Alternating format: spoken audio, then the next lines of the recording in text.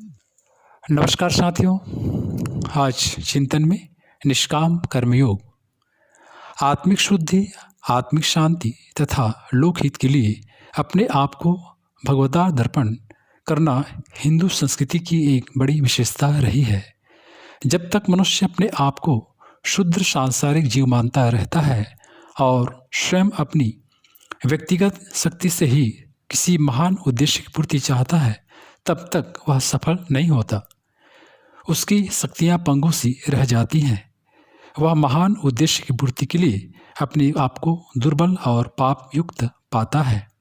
लेकिन इसके विपरीत, जब वह सब ओर से सहायता की आशा त्याग कर एकमात्र ईश्वर को ही आत्मसमर्पण कर देता है, तब वह मन में असीम शांति का अनुभव करता है और गुप्त दैवी शक्ति प्राप्त करता है।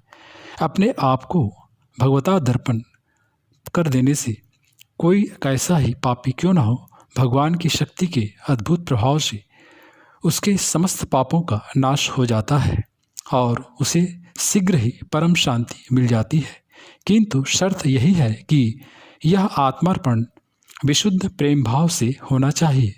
अनन्य भाव से प्रेम पूर्वक अपने आप को ईश्वर में लय कर देने वाला दैवी शक्ति वाला हो जाता है और उसे सदा रहने वाली परम शांति प्राप्त होती है।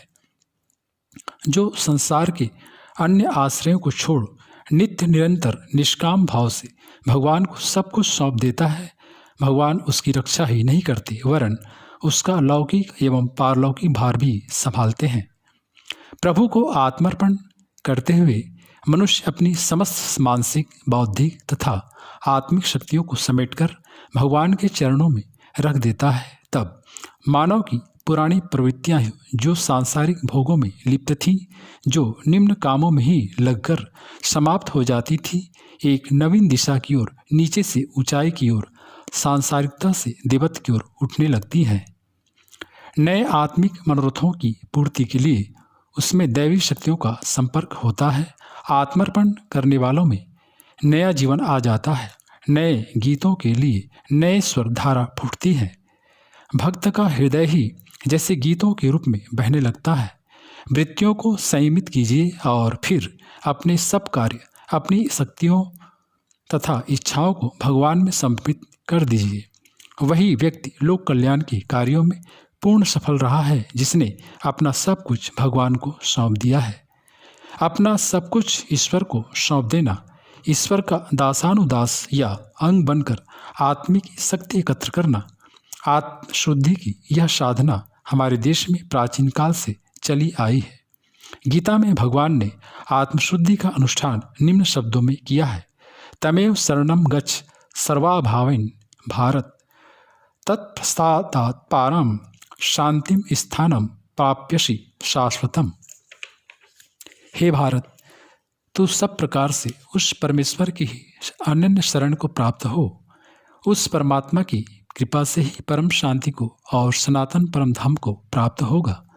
लज्जा, भय, मान बढ़ाई और आसक्ति को त्याग कर एवं शरीर और संसार में अहंता ममता रहित होकर केवल एक परमात्मा को ही परमाश्रय, परम गति और सर्वस्व समझना तथा अनन्य भाव से अतिशय श्रद्धा, भक्ति और प्रेम पूर्वक निरंतर भगवान के नाम, गुण, प्रभाव और स्वरूप का चिंतन करते रहना एवं भगवान का भजन स्मरण करते हुए ही उनकी आज्ञानुसार कर्तव्य तथा कर्मों का निस्वार्थ भाव से केवल परमेश्वर के लिए आचरण करना, ये सब प्रकार से परमात्मा के अनन्य शरण होना है।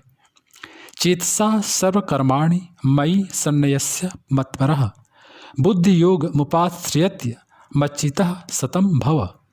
सब कर्म को मन से मुझ में अन्य भाव से अर्पण करके मेरे पारायण हुआ समत्व बुद्धि रूप निष्काम कर्मयोग को अवलंबन करके निरंतर मुझ में चित्त स्थिर करने वाला बन जिस पुरुष के अंतःकरण में मैं करता हूँ ऐसा भाव नहीं है तथा जिसकी बुद्धि सांसारिक पदार्थों में और संपूर्ण कर्मों में लिपायमान नहीं होती, वह पुरुष इन सब लोगों को मारकर भी वास्तव में न तो मारता है न पाप से बनता है। साथियों, जैसे अग्नि, वायु और जल के द्वारा प्रारब्धवश किसी प्राणी की हिंसा नहीं होती देखने में आवे तो वास्तव में हिंसा नहीं है।